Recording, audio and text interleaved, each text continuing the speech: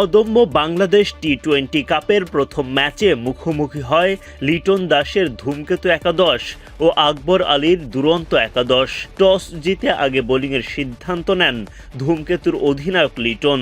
দুরন্তর হয়ে ইনিংস শুরু করতে নামেন মাহফুজুল ইসলাম রবিন ও জিশান আলম। দ্রুত গতিতে রান তুলতে থাকেন তারা।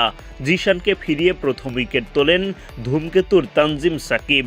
7 বলে 1 ছক্কা 1 চারে 15 রান করেন জিশান। ভেঙে যায় দুরন্ত একাদশের 31 রানের ওপেনিং জুটি। পাওয়ার প্লের 6 ওভারে 1 উইকেট হারিয়ে 45 রান করে দুরন্ত একাদশ। আজিজুল হাকিম তামিম খানিকটা লড়াই করেও সুবিধা করতে পারেননি। 21 বলে 3 বাউন্ডারিতে 16 রান করে আউট হন তামিম। রান আউটে কপাল পড়ে রবিনের। 36 বলে 6 বাউন্ডারিতে 39 রান করেন তিনি। ইনিংসের 11তম ওভারে 75 রানে তৃতীয় উইকেট হারায় দুরন্ত একাদশ। 4 বল খেলে 2 রানের বেশি করতে পারেননি আরিফুল ইসলাম। রিশাদ হোসেনের বলে উইকেট হারান তিনি। অধিনায়ক আকবর আলী উইকেটে এসে ঝড় তোলেন, কিন্তু তিনিও রিশাদের সামনে টিকতে পারেননি। 10 বলে 1 ছক্কা 1 চারে 18 রান করে মাঠ ছাড়েন আকবর। 10 বলে 15 রান করা মেহরবকে আউট করেন শেখ মেহেদী।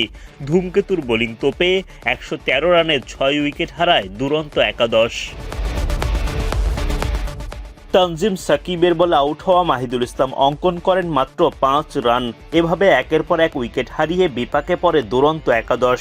শেষ দিকে আব্দুল গাফফার সাকলাইনের ক্যামিওর ওপর ভর করে লড়াকু পুঁজি দাঁড় করান তারা।